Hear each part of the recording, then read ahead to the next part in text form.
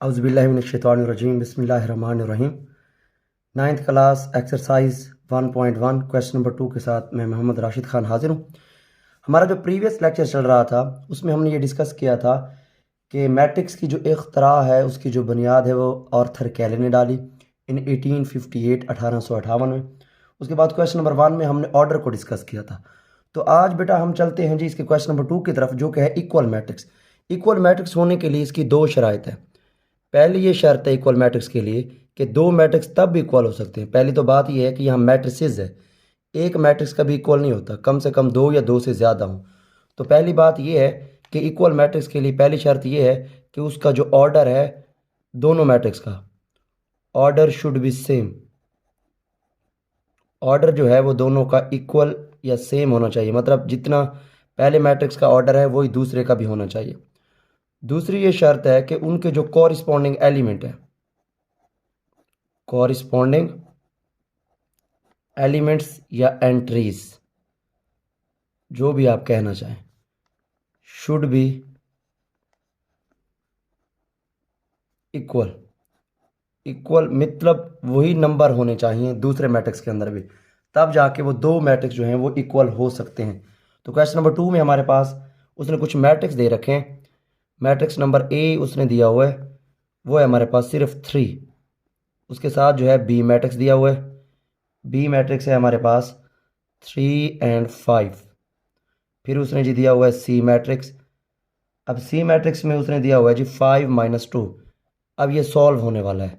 कैसे पता चला? यहाँ माइनस है, तो पहले हम इसी को सॉल्व कर लेते हैं।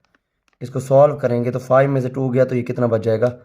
3 बच जाएगा। इसका मतलब ये सी का मैट्रिक्स बन गया है। अगर कोई प्लस माइनस आ रही है तो उसको सॉल्व भी हम कर लेंगे साथ ही। उसके बाद हमारे पास डी का मैट्रिक्स उसने दिया हुआ है, वो मैट्रिक्स है हमारे पास 5 और 3। दरमियान में थोड़ा सा फ़र्क है, इसका मतलब है ये पहला कॉलम है और ये सेकंड कॉलम है। उसके बाद उसने दिया हुआ है जी ई मैट्रिक्स। ई मैट्रिक्स है हमारे पास 4 0 6 और 2। उसके बाद हमारे पास है एफ मैट्रिक्स। एफ मैट्रिक्स उसने दिया हुआ है जी 2 और 6। फिर हमारे पास है जी जी मैट्रिक्स। जी मैट्रिक्स में उसने वैल्यू दी हुई है 3 - 1 और दूसरी वैल्यू है जी 3 + 3। इसका मतलब ये सॉल्व हो सकता है, दरमियान में माइनस है इधर प्लस है, तो पहले हम इसको सॉल्व कर लेंगे। 3 में से 1 गया 2, 3 और 3 कितना हो जाएगा? 6। अब ये हमारे पास जी मैट्रिक्स बन गया। उसके बाद हमारे पास है जी एच मैट्रिक्स। फिलहाल हम मैट्रिक्स को लिख रहे हैं। एच मैट्रिक्स है हमारे पास 4 0 6 और 2। ये आ गया जी एच मैट्रिक्स। फिर हमारे पास है जी आई मैट्रिक्स। आई मैट्रिक्स वैसे तो हम आइडेंटिटी मैट्रिक्स को आई से ही डिनोट करते हैं। यहाँ पर जो हमारे पास आई मैट्रिक्स है, अगर हम इसको लिखें तो ये उसने दिया हुआ है जी 3 और उसके साथ दूसरी वैल्यू दे रखी है उसने 3 + 2। अब ये सॉल्व होने वाला है, इनको पहले सॉल्व कर लेंगे। ये 3 वैसे का वैसे 3 + 2 ये हो जाएगा 5। ये अब आ गया आई मैट्रिक्स। उसके बाद हमारे पास है जी जे मैट्रिक्स। जे मैट्रिक्स उसने दे रखा है 2 + 2। फिर हमारे पास है जी 2 + 4। फिर है जी 2 - 2। फिर हमारे पास है जी 2 + 0। अब ये सॉल्व हो सकता है, पहले इसको हम सॉल्व कर लेंगे। तो ये 2 + 2 4, 2 - 2 0, 2 + 4 6, 2 + 0 2। तो ये आ जाएगा 4 0 6 2।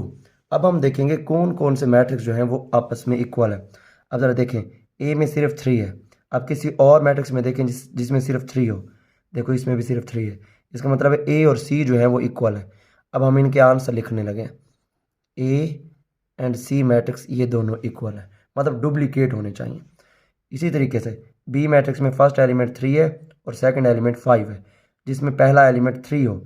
यहाँ पर एलिमेंट तो वही हैं जो इसमें मौजूद है, मगर यहाँ फर्स्ट जो है फर्स्ट प्लेस पे 3 है, यहाँ फर्स्ट प्लेस पे 5 है। इसका मतलब ये दोनों इक्वल नहीं है। ऑर्डर बेशक सेम है, मगर जो सेकंड कंडीशन है कॉरिस्पॉन्डिंग, कॉरिस्पॉन्डिंग कहते हैं कि अगर यहाँ से पहला है तो यहाँ पर भी वही पहला एलिमेंट होना चाहिए। अब यहाँ फर्स्ट एलिमेंट 3 है जबकि यहाँ फर्स्ट एलिमेंट 3 नहीं है, इस वजह से बी और डी फिलहाल इक्वल नहीं है। इसके इक्वल हम कोई और देखते हैं जी, जिसमें हमारे पास 3 और 5 पड़ा हो। तो ये हमारे पास पड़ा हुआ है 3 एंड 5। इसका मतलब है बी एंड आई ये दोनों आपस में इक्वल है, तो हमने लिखा जी बी एंड आई ये दोनों मैट्रिक्स भी आपस में इक्वल है। फिर जी सी हो गया 5 एंड 3, डी के इक्वल कोई देखते हैं 5 एंड 3, 5 एंड 3 किसी के इक्वल भी नहीं, इसका मतलब है ये वैल्यू किसी के इक्वल नहीं है। अब आ जाए ई पे 4062, 4062 ये भी 4062, इसका मतलब है B E is equal to H and H is equal to J, तो ये आ जाएगा हमारे पास E is equal to H and H is equal to J. और इसको हम इकट्ठा भी लिख सकते हैं कैसे कि E is equal to H and H is equal to J, ये भी हो सकता है, मतलब एक से ज़्यादा मैट्रिक्स भी इक्वल हो सकती हैं। अब आ जाए एफ पे है 26, ये भी 26 है, इसका मतलब है एफ जो है वो इक्वल है ये हमारे पास 26 और सेकंड में हमारे पास एफ और जी इक्वल है, इसका मतलब है ये आ जाएगा एफ इज इक्वल टू आ जाएगा जी। एच आई और जे वगैरह तो पहले हो चुके हैं, तो ये हमारे पास है जी क्वेश्चन नंबर इसका 2। अब हम इसी तरीके से चलते हैं जी इसके क्वेश्चन नंबर 3 की तरफ मूव ऑन करते हैं। क्वेश्चन नंबर 3 में उसने हमें दे रखा है जी वैल्यू हमने फाइंड करनी है। क्वेश्चन नंबर 3 में वो कह रहे जी find the value of A, find the value of B, find the value of C और वो कह रहा है जी find the value of D. हमने ये 4 वैल्यू फाइंड करनी है, जबकि क्वेश्चन में उसने जो हमें दे रखी है वैल्यू वो है ए प्लस सी इक्वल मैट्रिक्स उसने दे रखे हैं। तो अगर हम यहाँ पर लाइन लगा दें ज़्यादा सॉल्व करने के लिए तो ये भी हम कर सकते हैं। तो अब हमारे पास जी जो फर्स्ट उसने मैट्रिक्स दे रखा है वो है जी ए प्लस सी, सी माइनस 1, ए प्लस 2b, 4d माइनस 6 और इसी के साथ उसने जो दूसरा मैट्रिक्स दे रखा है वो है जी 0 माइनस 7, 3 एंड 2d। अब इसका मतलब है इक्वल की कंडीशन है पड़ी, तो दोनों कंडीशन जो वैल्यूज़ हैं वो सेटिस्फाई हो जाएंगे। कौन से कि ऑर्डर भी सेम है दोनों का और कॉरिस्पॉन्डिंग एलिमेंट भी सेम है, तो फर्स्ट वैल्यू को इक्वल ले लेंगे क्योंकि कॉरिस्पॉन्डिंग एलिमेंट सेम है। अब ए प्लस सी इधर से फर्स्ट एलिमेंट 0 है, अब ये दोनों सॉल्व नहीं हो सकती, उसकी वजह ये है कि दोनों अननाउन वैल्यू हैं ए बी और सी बी। सेकंड वैल्यू को उठाते हैं ए प्लस 2b, इधर से सेकंड वैल्यू आ जाएगी -7, ना हमारे पास ए है ना बी है, ये भी सॉल्व नहीं हो सकती, इसको भी हमने इक्वेशन नंबर 2 का नाम दे दिया। थर्ड को उठाते हैं, थर्ड हमारे पास है c-1, इधर से थर्ड एलिमेंट है 3, ये सॉल्व हो सकती है क्योंकि इसमें एक अननोन वैल्यू है। यूँ समझ लो कि अगर एक इंग्लिश का अल्फ़ाबेट होगा तो वो सॉल्व किया जा सकता है क्योंकि नंबर्स को नंबर के साथ सॉल्व हो सकते हैं। तो ये -1 है, इधर आके क्या हो जाएगा +1, तो ये हमारे पास सी का जो आंसर है वो आ जाएगा 4। ये हमारे पास फर्स्ट वैल्यू जो है वो फाइंड हमने कर ली। अब सी जिसके साथ जुड़ा हुआ है वो भी फाइंड हो सकती है, सी जुड़ा हुआ है क्वेश्चन नंबर 1 में, इसमें भी सी है तो सी की जगह पर वैल्यू पुट कर देते हैं। तो यही हम लिखते हैं जी put C is equal to 4 in equation number 1। तो हमारे पास इक्वेशन नंबर 1 जो है ये पढ़िए, ये ए सी की जगह पर आ जाएगा 4 इज इक्वल टू 0।